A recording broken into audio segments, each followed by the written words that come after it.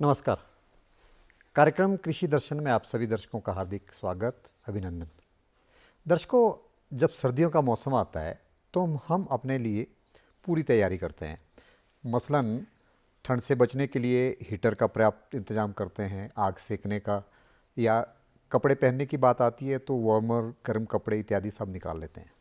और खान पान में भी हम काफ़ी एहतियात बरतते हैं, यानी सर्दियाँ आते ही दूध की मात्रा बढ़ा देंगे, खान पान की मात्रा बढ़ा देंगे, अदरक वाय चाय की मात्रा बढ़ा देंगे। लेकिन पशुओं के मामले में हम बहुत ज़्यादा सेंसिटिव नहीं हो पाते, और बदले में चाहते हम ये हैं कि अच्छा दूध मिले, और गाय और भैंस से जो दूध मिलेगा उससे हमें पौष्टिकता मिले, सर्दियों से बचाव मिले। लेकिन दर्शकों, ये तभी संभव है अगर हम पशुओं की, गाय और भैंस की, इन पशुओं की देखभाल अच्छे से करें, तभी वो अच्छा दूध दे पाएंगे, खासकर सर्दियों में। आइए आज इस कार्यक्रम के माध्यम से जानने का प्रयास करते हैं कि सर्दियों में पशुओं की देखभाल कैसे की जा सकती है, ताकि पशु भी स्वस्थ रहें और जो दूध या जो गोबर इत्यादि जो हमें चाहिए पशुओं से, वो भी हमें समुचित मात्रा में मिले। और इस महत्वपूर्ण विषय पर हमसे बातचीत करने के लिए हमारे साथ जो एक्सपर्ट मौजूद हैं, उनसे मैं आपका तारुफ करा दूं। हमारे पास स्टूडियो में मौजूद हैं डॉक्टर जयपाल बास्टा। डॉक्टर जयपाल, आपका बहुत बहुत स्वागत है। धन्यवाद जी। डॉक्टर जयपाल इस क्षेत्र में महारत है उनकी, यानी वो वर्तमान में सीबीडी केंद्रीय पशु औषधालय चुनगा में बतौर पशु चिकित्सक तैनात है और सेवाएं दे रहे हैं। चलिए चर्चा करते हैं, जानकारी हासिल करते हैं डॉक्टर साहब से कि पशुओं की देखभाल कैसे की जाए। डॉक्टर साहब, मेरा पहला सवाल ये है, ये सर्दियों में हम अपनी देखभाल तो करते ही हैं, लेकिन पशुओं की भी देखभाल करने की ज़रूरत पड़ती है। अगर पड़ती है तो क्यों? हाँ जी सर, सर्दियों में पशुओं की देखभाल तो वैसे पूरे साल ही पड़ती है, परंतु सर्दियों में कुछ ज़्यादा ही इस पर ध्यान देना होता है, क्योंकि सर्दियाँ ऐसा मौसम है जिसमें कि परिस्थितियाँ साल के बाकी जो मौसम है उसके तरह नहीं रहती है। हमारे जो उपली क्षेत्र हैं वहाँ पर बर्फ़बारी हो जाती है और घास की कमी होती है, और कई जगह तो 3 4 6 महीने तक बर्फ़ रहती है, लाहौल और काजा साइड। और उसके जो मध्यम क्षेत्र है सर, वहाँ सूखा घास मिलता है, जो कि सूखा घास उसमें पोषक तत्व नहीं होते हैं या कम होते हैं। वो सिर्फ पशु को एक संकेत देते हैं कि पेट भरा है, अदरवाइज़ उसमें कोई वैसे गुणकारी तत्व ज़्यादा होते नहीं है। और जो लोअर रीजन है हमारा और जो निचला क्षेत्र है उसमें कुछ जो रबी की फसलें होती हैं उनको दिया जाता है, जो कि कच्चे होते हैं इस सीज़न में। लेग्यूम होगी, बरसीम होगी है, तो वो कच्चे होने के कारण वो जल्दी पच जाता है। उसकी वजह से भी पशुओं को काफ़ी दिक्कतों का सामना करना होता है, इसलिए हमें मतलब सर्दियों में ज़्यादा ध्यान देने की आवश्यकता होती है। जी, डॉक्टर साहब, आपने सही कहा। आपने कहा कि सर्दियों में ज़्यादा ज़रूरत पड़ती है। वैसे तो पूरे वर्ष भर जो है वो जी देखभाल की जी जी आवश्यकता पड़ती है पशुओं की, जैसे हम अपनी देखभाल करते हैं, लेकिन सर्दियों में ज़्यादा होती है। जी और ख़ासकर हिमाचल जैसे पहाड़ी क्षेत्रों में तो ज़्यादा, क्योंकि हमारे हिमाचल में जो पहाड़ी क्षेत्र हैं, पहाड़ी ज़िले हैं, किन्नौर की बात, लाहौल स्पीति की बात, चंबा की, जी शिमला जी इत्यादि, शिमला। तो यहाँ बर्फ़ पड़ने के कारण जो है वो उस तरह की खान पान सामग्री जो है उपलब्ध नहीं कर पाते हैं पशुओं के लिए, और ये समस्या मिडिल क्षेत्र में भी या लोअर बेल्ट में भी लोअर रहती है। में भी है, तो इसलिए एहतियात बरतने की ज़्यादा ज़्यादा आवश्यकता है। ज़रूरत होती है। जी, डॉक्टर जयपाल, मेरा अगला सवाल ये कि ठंड से बचाव या प्रबंधन पशुओं का कैसे किया जाए? देखिए, जैसे सर्दियों का मौसम है तो पश्चिम से पूरब की तरफ शीतलहर का चलना इसमें नवंबर महीने से शुरू हो जाता है या अक्टूबर के आखिरी दिनों से शुरू हो जाता है। तो तेज़ हवाओं के कारण, शीतलहर के कारण पशु का जो तापमान है वो तनाव में आ जाता है और तापमान कम होने लग जाता है। जैसा कि मैंने बताया, पशु के आहार में भी कमी होती कमी है, होती है जी। जिस कारण पशु और कमज़ोर हो जाता है, और इस शीतलहर के कारण और उसको ठंड लगने के और ठंड की चपेट में पशु आ जाता है। जी, तो एक तो आहार की कमी होती है डॉक्टर साहब, आपने कहा। हाँ जी। और आहार फिर उस तरह का नहीं मिल पाता, जैसे जी आपने जी कहा है जी सूखा मिलेगा, डंठल टाइप मिलेंगे। जी जी तो ये इस तरह की जो आहार की पूर्ति उस तरह से नहीं हो पाते। जी चलिए जी डॉक्टर साहब, आहार की बात कर लें। पशुओं के लिए संभव तो जैसे हम मानव जाति के लिए हम पौष्टिक आहार, बैलेंस डाइट की बात करते हैं। क्या पशुओं के लिए भी इस तरह की बैलेंस जी डाइट जी की आवश्यकता होती है? पशुओं अगर में हाँ, तो वो किस तरह का आहार जो है, संतुलित आहार देना अनिवार्य है पशु के लिए? जी जी पशुओं में भी संतुलित आहार की बहुत आवश्यकता होती है। संतुलित आहार का मतलब है उसमें कार्बोहाइड्रेट की भी मात्रा होएगी, जी उसमें प्रोटीन की भी ज़रूरत है, और उसमें जो रेशेदार है, रेशा, वो भी होना जी, चाहिए, फाइबर भी चाहिए जिसे बिल्कुल। फाइबर कहते जी हैं। जी और पाचन तंत्र में पाचन प्रक्रिया जो है उसको सही से चलाने में रेशा बहुत हेल्प फाइबर जरूरी हेल्पफुल है। रहता है, जी ज़रूरी रहता है। और जी साथ में जो ये आहार है उसको भी बाइंड करके बाइंडिंग का काम भी करता जी। है। डॉक्टर साहब, तो आपने कहा कि बैलेंस डाइट या जो पौष्टिक आहार है वो पशुओं जी के लिए भी उतना जरूरी है जी जी जितना हम मानव जाति के लिए है। और उसमें आपने कहा कि हर तरह की पौष्टिकता होना अनिवार्य है। राइट राइट कार्बोहाइड्रेट्स, विटामिन्स, जी जी जी मिनरल्स जी और फाइबर, ये सारी फाइबर। चीज़ें होना हाँ जी, ज़रूरी है। और आपने कहा कि उससे जो है, ताकि उसका डाइजेशन, पाचन प्रक्रिया जो है पशु की ठीक हो। ठीक रहे। डॉक्टर साहब, हमने पाचन की बात की, तो आहार कैसे बनाया जाए इस पे मैं उस पे भी आऊँगा, लेकिन उससे पहले आपने पाचन की बात की तो थोड़ा सा बीमारियों की चर्चा कर लें। इन दिनों सर्दियों में प्रायः कौन सी बीमारियां ज़्यादा होती है पशुओं को? देखिए, सर्दियों में पशुओं को सबसे पहले तो जो तेज़ हवाओं के कारण, ठंड लगने के कारण पशुओं को आदमियों की तरह, जैसे आदमियों में श्वास की प्रॉब्लम हो जाती है, जी बीमारी हो जाती है, जी उसी तरह पशु भी शीतलहर की चपेट में आने से इनको निमोनिया हो सकता है, और जी श्वास की दिक्कत रहती है, अपर रेस्पिरेटरी ट्रैक इन्फेक्शन होने की संभावना है। और दूसरी पाचन तंत्र की भी इनको दिक्कत रहती है जी सर्दियों में। जी और जैसे पशु स्ट्रेस में रहेगा जी। तो किसी भी बीमारी के लिए वो उसका शरीर कोल्ड स्ट्रेस भी हो सकता जी है। जी जी चपेट में आने के लिए जी प्रोन रहता है। जी। जी तो कोल्ड स्ट्रेस, डॉक्टर साहब आपने कहा कि इन दिनों जैसे मानव शरीर में जो बीमारियां होती हैं, लगभग उसी तरह की बीमारियां सर्दियों में पशुओं को भी हो सकती हैं। जी आपने जी जी कहा श्वास श्वसन से। संबंधी रोग जो है, रेस्पिरेटरी डिजीजेज, जिसमें आपने कहा अपर रेस्पिरेटरी ट्रैक इन्फेक्शन हो सकता है, लोअर रेस्पिरेटरी ट्रैक इन्फेक्शन हो सकता है। और दूसरा पाचन संबंधी, यानी जो पाचन संस्थान से संबंधित जो रोग हैं, इंडाइजेशन हो गया या जी दूसरी जी जितनी पेट से संबंधित विकार, वो भी हो सकते हैं। दस्त लगना, जी। ये जी जी और तीसरी चीज़ आपने कही कि जो स्ट्रेस, कोल्ड स्ट्रेस, ये तीनों जी चीज़ें जी जी होती हैं। चलिए डॉक्टर साहब, ये मुख्य तौर पे जो तीन बीमारियां जिनके आपने डॉक्टर साहब, इसके अलावा जो पशुओं को जो कोई पर्टिकुलर रोग होता है, कोई इस तरह का रोग, जब कि जैसे थनैला रोग की हम बात करते हैं या कोई दूसरा रोग, ऐसा कोई इन सर्दियों में ज़्यादा होने की संभावना रहती है?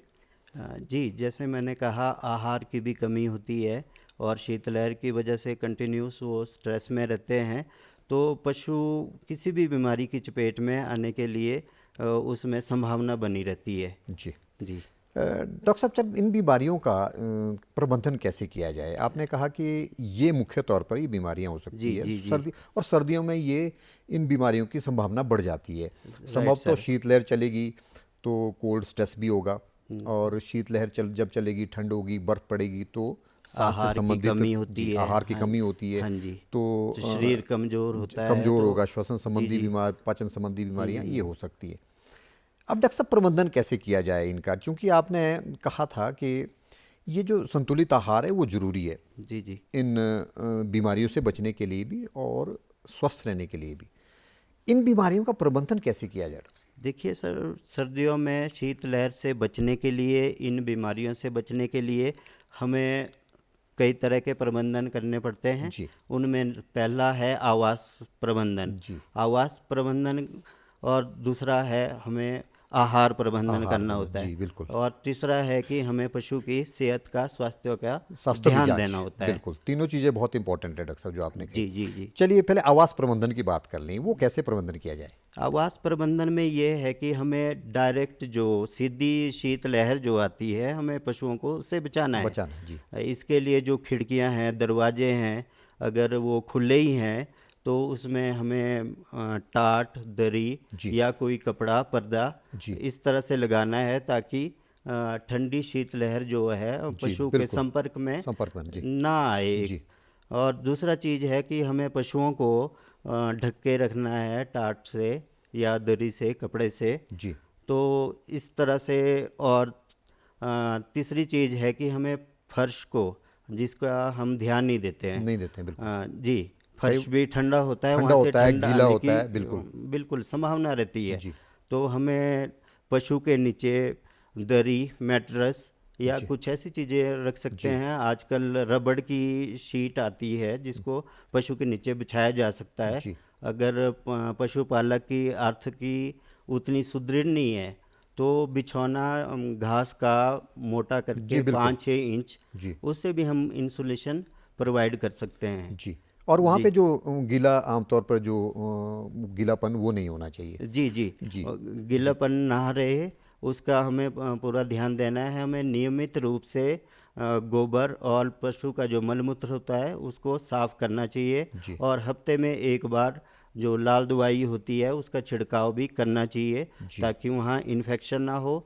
और ये गीलापन दूर करने के लिए हम राख का भी छिड़काव कर सकते हैं और चूने का भी छिड़काव कर सकते हैं। चूने का और राख का छिड़काव भी कर सकते हैं डॉक्टर साहब, पर जो लाल दवाई आप बताया वो कैसे छिड़काव होता है, वो थोड़ा सा दर्शकों को बताएं। हाँ, ये एक पोटाशियम परमैंगनेट करके एक दवाई होती है जिसको 1 लीटर में जितनी चुटकी भर लेना होता है और मिला देना होता है, तो जो कि एंटीसेप्टिक का काम करता है। जी। जी तो वो जहाँ जो आवास है वहाँ छिड़काव करने से जो है वो फिर संभावना कम रहती है जी जो जी। जैसे बैक्टीरिया है। गोबर और मलमूत्र रहने से और घास के बीच फंगस जी। और जीवाणु पनप सकते हैं। जी। उन जीवाणु और फंगस से पशु भी उनके संपर्क में आने से बीमार पड़ सकता है। जी। तो अतः हमें तो उसको उसका छिड़काव कर जी लेना ये एक बहुत ज़रूरी चीज़ जी आपने जी जी टिप्स जो है हमारे जो नियमित किसान रूप हैं। से फर्श जी। में नमी ना रहे तो उसके लिए उसको सूखा रखना जरूरी जरूरी है। है। जी डॉक्टर साहब जी ये तो होगी आवास की बात कि आवास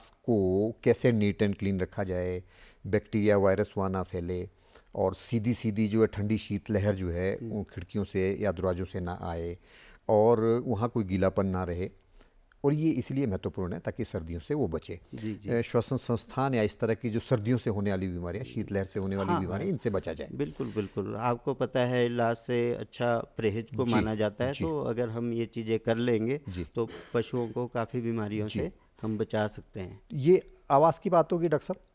और इसके बाद डॉक्टर साहब अगली दूसरी चीज़, तीन चीज़ें आपने बताई, एक आवास जी से जी। संबंधित दूसरा और आहार प्रबंधन के आहार बारे में। प्रबंधन। जैसे मैंने पहले ही बताया कि जो घास है वो सूखा होता है जी। और उसमें जो पोषक तत्व है वो नहीं के बराबर पाए जाते हैं। इसलिए हमें आहार पर भी काफ़ी ध्यान देना होता है। हमें उनको संतुलित आहार मुहैया करवाना चाहिए जी। सर्दियों में, जी। जिसकी मात्रा होती है। अगर किसी पशु ने अपना जीवन निर्वाह ही करना है, जी। उससे कोई उत्पादन हमने ले नहीं रहे हैं, जी। तो 2 किलो संतुलित आहार एक पशु जो वयस्क पशु है उसको हर दिन देना चाहिए। जी। जी। अगर कोई दुधारू पशु है, दूध देती है गाय है, भैंस है, तो उसको 3 किलो दूध के पीछे 1 किलो हम जो 2 किलो मैंने जीवन निर्वाह वाला बताया था जी। देते हैं, जी। उसमें ऐड करना है। जी। मतलब 1 किलो बढ़ाना है 1 किलो बढ़ाना है। जी, 3 किलो के पीछे। अगर जी। कोई गाय 9 किलो या भैंस 9 किलो दूध देती है जी। तो 2 किलो वो हो गया, जी। और 9 किलो के पीछे 3 किलो वो हो गया, जी। और 2 किलो 5 किलो फीड बन गई। जी। तो 5 किलो को हम इस संतुलित आहार को, इस फीड को 2 हिस्सों में बांट सकते हैं। जी। 2.5 किलो सुबह दे दिया, 2.5 किलो जी। शाम को दे दिया। डिवाइडेड डोजेज जी जिसको। जी। जी। तो क्यों उसमें डॉक्टर साहब वो कैसे बनाया जाए आहार, वो थोड़ा सा वो तरीका कोई है जी, जो दर्शकों जो को ये बताया जा संतुलित आहार होता है इसको खिलाने से पशुओं को सर्दियों में एक तो गर्मी आएगी, सके? जी। और दूसरा पशु की जो पाचन प्रक्रिया है वो ठीक भी रहेगी। सुचारू रूप से काम करेगी। जी। और जो पशुओं से उसको पोषक तत्व नहीं मिल रहे जी। वो यहाँ से मिल जाएंगे। जी। क्योंकि ये जो संतुलित आहार है इसमें मैंने पहले बताया इसमें प्रोटीन है। जी। प्रोटीन हमारे शरीर को जो भी मसल है, मांस है, जी। उसको बनाए रखने में हेल्प करता है, उसको कमज़ोर नहीं होने देगा। जी। और जो इसमें कार्बोहाइड्रेट है वो ऊर्जा देता है शरीर को। जी। और तीसरा चीज़ जो चोकर है वो फाइबर है, जी। वो पाचन प्रक्रिया को बनाए रखता है। जी। जी। तो इसको बनाने का आप तरीका बता रहे थे, इसमें यही है कि हमने जो एक हिस्सा इसमें दाना लेना है। जी। दाने में मक्का हो सकता है, जी। सोयाबीन, जी। जौ, गेहूँ, ये चीज़ें ले सकते हैं। जी। और दूसरा हिस्सा प्रोटीन का है, तो प्रोटीन में हम खली ले सकते हैं। जी। वो किसी भी चीज़ की हो सकती जी है बिल्कुल, ना? खली सब किसान जानते हैं, पर दूसरा हिस्सा इतना जरूरी है। जी जी जी। तो तारा मीरा हो गया, जी। तो एक खली ले ली। जी। तो मैं बता रहा हूँ, अब अगर हमने 100 किलो, किसान भाइयों ने अगर 100 किलो फीड बनानी है जी। तो उसके लिए 3 हिस्सों में लेना है चोकर, जी। फीड बनाने के लिए चोकर, जी। और ये कार्बोहाइड्रेट जिसको दाना बोलेंगे, जी। और खली। जी। तो 100 किलो बनाने के लिए 32 से 33 किलो खली ले ली, जी। और 32 से 33 किलो दाना ले लिया, और 32 से 33 किलो इसमें चोकर डाल दिया। जी। और उसके बाद 2 किलो इसमें खनिज मिश्रण डालना जरूरी है। जी। ये तो मैक्रो न्यूट्रिएंट हो गए, उसी तरह उसमें मिश्रण में माइक्रो न्यूट्रिएंट होते हैं जो कि शरीर के लिए जरूरी होते हैं। जी। और साथ में 1 किलो नमक। जी। तो इस तरह से 100 किलो फीड हमारी तैयार हो गई है। जी। जी। तो डॉक्टर साहब, ये बहुत महत्वपूर्ण चीज़ आपने बताई कि हमारे किसान भाई जो है वो इस तरह का फीड तैयार करते हैं, लेकिन समुचित मात्रा जो है तीनों जी। चीज़ों की हाँ होना जी। अनिवार्य है, और बराबर बिल्कुल मात्रा में, जैसे आपने बैलेंस होना चाहिए जी इसका। बैलेंस होना चाहिए, जिससे फिर जो बैलेंस डाइट का कंसेप्ट हाँ जिसकी जी, हम हाँ जी। चर्चा कर रहे हैं जी जी वो जी। तभी पूरा हो पाएगा जब जी आप जी। तीनों बराबर मात्राएं जो है और तीनों ये चीज़ों की बैलेंस डाइट किसान भाई घर में ही बना सकते घर हैं। में बना हमारे सकते हैं, बिल्कुल। पशुपालक हैं जो, जी। वो घर में इसको तैयार कर सकते हैं। अगर नहीं कर सकते तो बाज़ार में रेडीमेड मिलती है। जी। या पशुपालन जो विभाग है वो बीपीएल परिवारों को मुहैया भी करवा रहा है। एक योजना है गाभीन पशु आहार योजना। जी। उसके तहत 50% सब्सिडी पर पशुपालकों को ये जी। जो संतुलित आहार है ये वितरित किया जाता है जी। हर साल। जी डॉक्टर साहब, आपने कहा कि ये प्रक्रिया, ये जो तैयार करने की, जो आहार तैयार करने की जो विधि है वो घर में भी की जा सकती है, जी बहुत जी आसान जी है। जी। लेकिन अगर बाजार से भी खरीदना है तो बाजार से भी ला सकते हैं। आपने कहा कि सरकार की तरफ से जो है इसमें सरकार 50% की का तरफ अनुदान से दिया भी जा है रहा है। और ओपन मार्केट में ओपन भी मार्केट ये में भी उपलब्ध रहती है। जी। जी। तो अनुदान भी इसमें 50% जैसे हाँ आपने जी, हाँ कहा जी। वो मिलता है मिलता है बीपीएल श्रेणी के लिए। बीपीएल श्रेणी। जी। और फिर दूसरी बात इसमें मैं ये कहना चाहूँगा, जब पशुपालक इसको बाज़ार से लेते हैं तो उसमें अपनी तरफ से भी कुछ दलिया वगैरह वो ऐड वो ऐड कर करते हैं। सकते हैं। जी। करते हैं, जो जी। कि नहीं करना अच्छा, नहीं चाहिए, करना चाहिए। क्योंकि मैंने बताया ये संतुलित आहार जी। है। जी।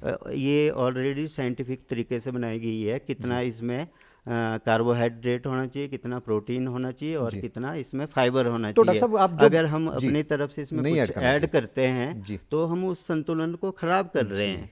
ये भी महत्वपूर्ण चीज़ आपने डॉक्टर साहब बताई जी कि जी जी। अगर आप बाजार से लाते हैं तो उसमें ऐड करने की आवश्यकता नहीं है। जी वो जो जी। भी आप घर में कुछ ऐड करते हैं, हाँ जी। क्योंकि उसमें वो तीनों चीज़ें समुचित मात्रा में, बराबर मात्रा बनी में, हैं। बैलेंस तरीके से बनी हुई क्योंकि है। कई जो बार हम सोचते हैं कि ये फीड ज़्यादा चले, इसलिए अपनी तरफ से कुछ जी। ऐड करते हैं, उसमें ऐड करने की आवश्यकता नहीं है। हमने उसका बैलेंस बिगाड़ दिया एक तरह जी से। जी जी।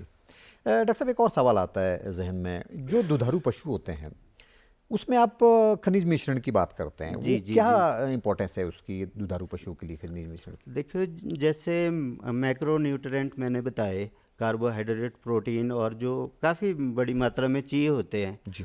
ठीक उसी तरह से भी कुछ सूक्ष्म चीज़ें होती है, जो खनिज मिश्रण जिसको बोलते हैं, उसकी भी आवश्यकता शरीर की विभिन्न प्रक्रियाएं जो चलती है, हार्मोन्स बनते हैं, और गाय की गर्भावस्था ठहरना या गाय की हीट में आना, इन सभी चीज़ों के लिए इन माइक्रो न्यूट्रिएंट्स की बहुत ज़रूरत होती है, जिसको खनिज मिश्रण कहते हैं। जी। तो इसमें आयरन हो गया, कोबाल्ट, मैग्नीशियम, कई ऐसी चीज़ें हैं, कॉपर और कोबाल्ट, जो ब्लड को बनाने में हेल्प करते हैं।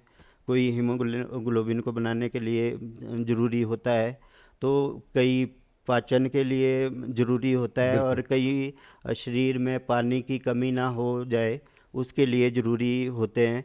तो इसमें काफ़ी सारे माइक्रो न्यूट्रिएंट्स होते हैं, खनिज मिश्रण होते हैं, और साथ में विटामिन के कम्बिनेशन होते हैं। ए हो गया, विटामिन डी हो गया, ई हो गया और बी हो गया, ये सारे इसमें होते हैं, जो कि शरीर की जो हमें किसी और रूप से नहीं मिल पाते हैं, ना घास से मिल पाते हैं और ना ही फीड के द्वारा मिल जाते हैं, जबकि ये शरीर के लिए ज़रूरी होते हैं। जी। तो ये खनिज मिश्रण अगर पशु को दिया जाए तो उसके दूध की उत्पादकता जो है, उत्पादन में भी वृद्धि होएगी, जी। और वो समय पर गाभिन भी होएगी और समय पर हीट में भी आएगी।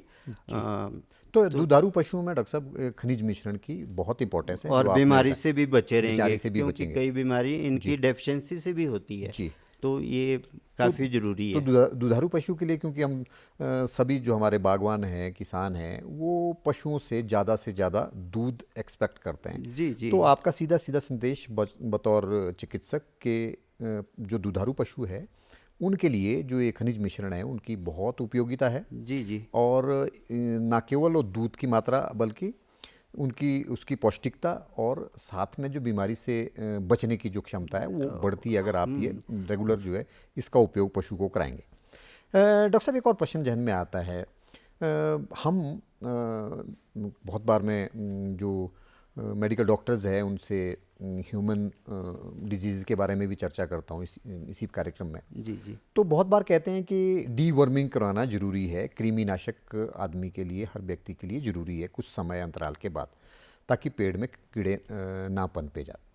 तो क्या पशुओं में भी ये ज़रूरी है कृमिनाशक? देखिए सर, आदमी से ज़्यादा पशुओं में ये ज़्यादा ज़रूरी है, जी। क्योंकि आदमियों में जो हमारे बेबीज़ हैं, छोटे बच्चे हैं, वो मिट्टी के संपर्क में रहते हैं, वो मिट्टी के साथ खेलते हैं। जी। उसके बाद जब हम थोड़ा बड़ा हो जाते हैं तो हम मिट्टी के संपर्क में उतना नहीं रहते और हमें उतनी समस्या नहीं होती। परंतु जो पशु है, पशु ने साल भर जो अपना चारा लेना है वो ज़मीन से ही लेना है, चुगना बिल्कुल, है। बिल्कुल। तो वो हमेशा ही संपर्क में रहेंगे। संपर्क में हमेशा। रहेंगे मिट्टी के। आप सही कह रहे तो हैं, बिल्कुल। कहीं ना कहीं से उनके अंदर कीड़े हो जाते हैं, जी। जिनको कृमि कहते हैं। जी। तो हमें कृमि नाशक दवाइयाँ देना पशुओं को बहुत ज़रूरी होता है, जी। क्योंकि पशु के जो डाइजेस्टिव सिस्टम है, इनकी जो आंतें हैं वो लगभग 40 मीटर के बराबर होती है। तो इतनी लंबाई में इतने ज़्यादा कीड़े पनप जाते हैं अंदरूनी, जी। जो कि एक दिन में आधा आधा गिलास खून पी जाते हैं, या पशु को खून की उतनी कमी कर देते हैं, आधे गिलास के बराबर। जी। तो अगर हम ये पेट के कीड़े की दवाई उनको देते हैं तो इससे पशु के खून की बचत होएगी और पशु स्वस्थ होगा, नहीं तो वो दिन प्रतिदिन कमज़ोर होता जाएगा। और किसान जो पशुपालक हैं उन्हें लगता है कि हम तो अपने पशुओं के लिए काफ़ी कुछ कर रहे हैं, बिल्कुल। परंतु उनसे वो उतना उत्पादन ले नहीं पा रहे हैं। जी। कारण कि हर दिन वो उतना खून वहाँ से उनका कीड़ों के द्वारा ख़त्म किया जा रहा है। तो इसलिए ये मैं बहुत तो जरूरी है कहूँगा डॉक्टर साहब। बहुत और डॉक्टर साहब, आपने कहा कि ये नियमित रूप से कीड़ों के संपर्क में रहते हैं, क्योंकि जी, जो जी, चारा घास जो है वो जमीन से ही लेंगे, जी, पेड़ जी, पौधे से ही लेंगे, जी, जी। प्लांट से ही लेंगे। तो वो जो बैक्टीरिया है या कीड़े हैं जिनको कीड़े हैं। कृमि कहते हैं, हाँ जी, हाँ जी। वो उसकी संभावना तो हमेशा बनी रहेगी जब भी वो चारा खाएंगे। जी, लेकिन जी। डॉक्टर साहब, ये जो कृमि नाशक जो दवाई है उसका सेवन कैसे कराया जाए? कोई अंतराल, कोई तय जी, सीमा जी, जी, या जी। फिर ड्यूरेशन कुछ ऐसी? जी। कब कब किया जाए? देखिए सर, साल में 12 महीने होते हैं, तो हमें हर 3 महीने, हर सीज़न में, शीत ऋतु में, उसके बाद आगे गर्मियों की ऋतु में, बरसातों में, और फिर दोबारा से वही चक्र पतझड़ में, 4 टाइम ये पशु को कीड़े मारने की दवाई देनी चाहिए। जी। हर हर 3 महीने बाद जो है 3 महीने में वो डीवर्मिंग कराना उनकी जरूरी है। जी जी, इसका कोर्स करना चाहिए। जी। बल्कि वो कैसे कैसे किया जाए कोर्स, वो भी इसमें बताएं। ये है कि जैसे आज खाली पेट पशु को कृमिनाशक दवाई पिलाई गई है या दे दी है, जी। तो उससे पेट के कीड़े मर जाते हैं, परंतु उसके जो अंडे होते हैं वो नहीं मर पाते उन दवाइयों से, वो सिर्फ कीड़ों को मारेंगे। जी। तो कीड़े मर गए, फिर अंडे के लिए हमें वेट करना होगा, वो हैच करेंगे या उनसे कीड़े निकलेंगे। जी, फिर कैसे कोर्स कैसे करें? उसमें टाइम लग जाता है 2 हफ्ते। जी। तो हमें 2 हफ्ते के बाद फिर से वो रिपीट फिर करनी से है। रिपीट करना है। जी। फिर ना तो कीड़ा रहा, ना अंडे से जो निकले, ना अंडे देने वाले डॉक्टर रहेंगे। साहब, आपने महत्वपूर्ण कहा कि एक तो हर 3 महीने बाद यानी साल में आपने 4 बार जो है डिवॉर्मिंग करवानी है, और जब भी आप मेडिसिन दे तो उसको 3 हफ्ते बाद 3 हफ्ते बाद 4 हफ्ते बाद जी, 2 से 3 हफ्ते 2 से बाद 3 रिपीट बाद करना उसको रिपीट जरूरी करना है। अगर जरूरी हम रिपीट नहीं करेंगे, तो इसको दोबारा से नहीं देंगे, तो फिर वो मुश्किल हो कीड़े नई जो डॉक्टर साहब, जाते जाते मेरा आपसे ये सवाल है कि कोई ऐसा हमारे मानव जाति के लिए, हम लोगों के लिए 108 की सुविधा है अगर कोई इमरजेंसी हो जाए, जी, पशुओं के जी, लिए भी जी। कोई इमरजेंसी कॉल या असिस्टेंस की कोई है जी, ऐसी जी, कोई वैसे सुविधा? तो हर एक पशु संस्थान पर पशु चिकित्सा अधिकारी और जो फार्मासिस्ट रहते इमरजेंसी हैं, में क्या किया जाए पशु डॉक्टर औषधियोजक, उनके नंबर अंकित साहब? रहते जी, हैं। जी। और दूसरी बात मैं आपको बता रहा हूँ, जैसे आपने जिक्र 108 किया का जिक्र। 108 का, हाँ। उसी तरह पशुपालन विभाग द्वारा प्रदेश में एक 108 की तर्ज पर एम्बुलेंस चलाई जा रही है, मोबाइल वेटनरी व्हीकल, जी। MUV। जी। तो उसका संचालन किया जा रहा है। तो उसके लिए पशुपालक जो है 1962 पर फ़ोन कर सकते हैं, कॉल कर सकते हैं, जी। और वो आपातकालीन स्थिति में सेवाएं मुहैया डॉक्टर साहब, ये करवाएगी बहुत वो महत्वपूर्ण है। एम्बुलेंस। 108 की तरह जी, जी, जी। पशु मोबाइल वैन वेट की जो है जी, जी। सुविधा दी जा रही है, और आपने नंबर बताया 1962। 1962 नंबर पे जो है कोई भी इमरजेंसी आपातकाल स्थिति में जो है हमारे किसान और बागवान जो है नंबर डायल कर सकते हैं, और पशुओं की देखभाल के लिए, उनकी मेडिकेशन के लिए असिस्टेंस ले आपातकालीन सकते हैं। स्थिति में, राइट डॉक्टर सर। साहब, आप स्टूडियो में आए, इतनी महत्वपूर्ण जानकारी आपने दी। आपका स्टूडियो में आने के लिए और इतनी महत्वपूर्ण जानकारी देने के लिए बहुत बहुत धन्यवाद। धन्यवाद। दर्शकों, इस आशय और विश्वास के साथ की जो भी जानकारी हमने आपसे दी, उससे आप जरूर लाभान्वित होंगे।